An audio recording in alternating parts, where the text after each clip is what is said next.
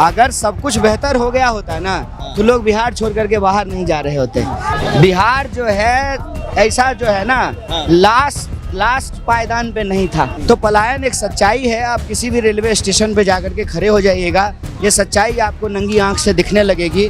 जब तक हम बिहार की स्थिति को बेहतर नहीं करेंगे तब तक लोग हमारे पास नहीं आएंगे। जिस बिहार में सिद्धार्थ आकर गौतम बुद्ध बन जाते हैं, वही गांधी महात्मा बन जाते हैं, लेकिन दुर्भाग्य है कि बिहार के लोगों को पलायन का दर्द और दंश झेलना पड़ता है। उसी को लेकर कन्हैया कुमार गांधी आश्रम पश्चिमी चंपारण से 16 मार्च से यात्रा पर है। पलायन रोको नौकरी दो यात्रा। आप हमारे पीछे देख सकते हैं कि कन्हैया कुमार की यात्रा जो है वो दरभंगा पहुंच चुकी है। काफ़ी बड़ी तादाद में उनके साथ लोग हैं, छात्र हैं, नौजवान हैं और हर कोई जो बेरोजगारी से जूझ रहा है, नौकरी से जूझ रहा है, उनको लेकर उनकी आवाज़ को कन्हैया कुमार प्रमुखता से उठा रहे हैं। उनसे हम बात करेंगे, उनसे जानेंगे कि क्या है उनके मन में और ये यात्रा करने का जो मकसद है वो मन क्या है। कन्हैया जी, ये यात्रा का क्या मकसद है? देखिए, इस यात्रा का नाम है पलायन रोको नौकरी दो।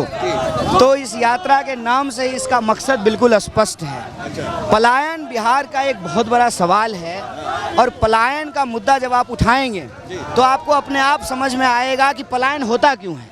पलायन होता है शिक्षा की कमी के चलते, रोजगार की कमी के चलते, स्वास्थ्य व्यवस्था में कमी के चलते और कानून व्यवस्था की कमी के चलते। लोगों अपना जीवन को बेहतर बनाने के लिए, अपनी ज़रूरतों को पूरा करने के लिए पलायन करते हैं। अच्छी शिक्षा के लिए, रोजगार के लिए, सामाजिक सुरक्षा के लिए, अच्छे इलाज के लिए, अच्छा जीवन जो है जीने के लिए, उसकी गुणवत्ता को बेहतर करने के लिए लोगों को पलायन करना पड़ता है। लेकिन तो ये ऐसा मुद्दा है जिस मुद्दे से सारा कुछ जुड़ा हुआ है। लेकिन नीतीश कुमार कहते हैं कि 2005 से पहले कुछ था ही नहीं बिहार में। आज बिहार जो है डबल रफ्तार में, बुलेट की रफ्तार में विकास कर रहा है। बीजेपी वाले कहते हैं डबल इंजन की सरकार है। आप 1952 का आप जो है आंकड़ा उठा करके देख लीजिए। बिहार जो है ऐसा जो है ना लास्ट पायदान पे नहीं था। बिहार जो है टॉप स्टेट में शामिल था। 5 टॉप स्टेट में बिहार शामिल था। तो ऐसा नहीं कि बिहार हमेशा से ऐसा है। बिहार का इतिहास तो इतना शानदार है। यहाँ अशोक पैदा हुए, यहाँ बुद्ध हुए, यहाँ गांधी हुए, यहाँ महावीर हुए। बिहार का इतिहास जो है वो क्रांतियों का इतिहास है, सामाजिक बदलावों का इतिहास है। ऐसा नहीं कि बिहार हमेशा से ऐसा था। ये सरकारी राजनीतिक विफलताओं और कुनीतियों का परिणाम है कि बिहार को पीछे होना पड़ा। चिराग पासवान वो कह रहे हैं, वो भी युवा है, केंद्रीय मंत्री, वो कह रहे पिछली सरकार की जो नाकामियां थी उनका नतीजा है कि आज बिहार में बिहार जो है पलायन का दंश झेल रहा है। ठीक है, ये उनके विचार हैं। अच्छा, आप पलायन को लेकर के यात्रा निकाल रहे हैं कि रोजगार नहीं है। आप बता रहे हैं कि भाई बेरोजगारी के कारण किस तरह से बिहार के युवाओं को बाहर जाना पड़ता है। लेकिन एक बाबा हैं बागेश्वर बाबा धीरेन्द्र शास्त्री, वो भी घूम रहे हैं बिहार में। अब वो कह रहे हैं कि भाई हिंदू राष्ट्र बनेगा, बिहार पहला राज्य होगा। ठीक है, ये उनके विचार हैं। लेकिन हमारे विचार ये हैं कि बिहार या भारत ये संविधान से चलता है और हमारे संविधान की ताकत ये है सभी जाति सभी धर्म के लोगों को बराबर से ज़िंदगी जीने का अधिकार देता है। और वही संविधान जो है ये आज़ादी देता है कि लोग अपने अपने विचार प्रकट कर सकें। तो जिसकी जैसी भावना है वो रामचरितमानस में लिखा हुआ है ना, जाको रही भावना जैसी प्रभु मूरत देखें तैसी। उनके विचार हैं। लेकिन हम तो गांधी के आश्रम से यात्रा शुरू किए हैं और गांधी के विचारों में तो यही बात कही जाती थी, रघुपति राघव राजा राम, पतित पावन सीताराम, ईश्वर अल्लाह तेरो नाम, सबको सन्मति दे भगवान। हम तो सबको सन्मति के लिए बात करेंगे।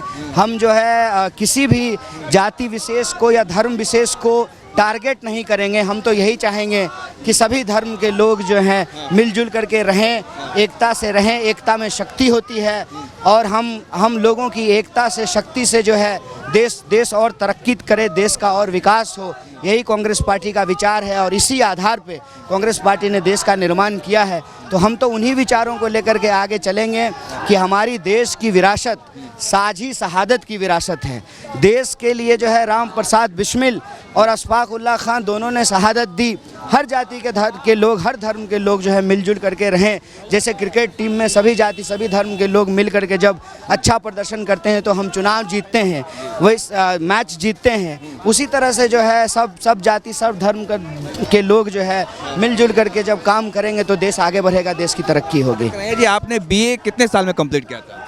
मेरा ग्रेजुएशन कहाँ से किया था? मैं पटना से मगध विश्वविद्यालय से किया था। मेरा कंप्लीट होते होते 4 साल हो गया, क्योंकि उस वक्त जो है सेशन लेट होता था। ये तो पूरे बिहार का है कि हर आज बिहार का युवा 5 साल में 6 साल में, कहते हैं नीतीश कुमार कहते हैं कि विकास हो गया, डेवलपमेंट हो गया, लेकिन 5 साल में 6 साल में बिहार का के युवाओं का ग्रेजुएशन कंप्लीट होता है। ये कितना बड़ा दर्द है। नहीं, ये यही हकीकत है।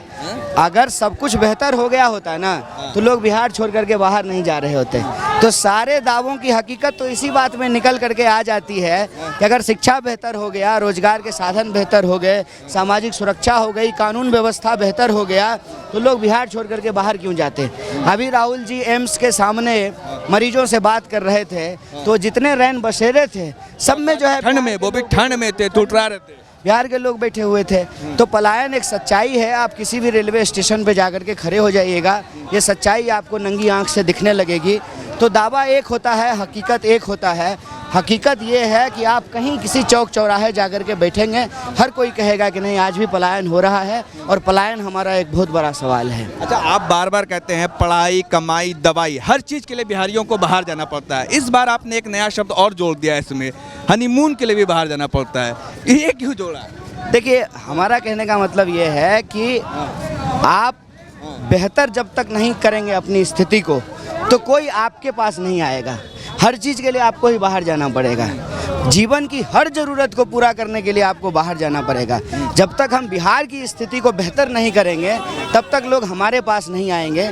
जबकि हमारा इतना गौरवशाली इतिहास है, तो हम कहते हैं कि हमारे यहाँ पर्यटन की व्यवस्था क्यों विकसित नहीं हुई है। विश्व प्रख्यात 2 विश्वविद्यालय थे, विक्रमशिला, नालंदा, लेकिन आज आपको भी जेएनयू जाना पड़ा, यहाँ के बच्चों को दिल्ली यूनिवर्सिटी जाना पड़ता है। तो ये आखिर आपके पास क्या ब्लूप्रिंट है कि जब आप कुछ ऐसा यात्रा निकाल रहे हैं तो कब रुकेगा पलायन? पलायन की जो वजह है, उन वजहों को ठीक करके ही पलायन रुकेगा।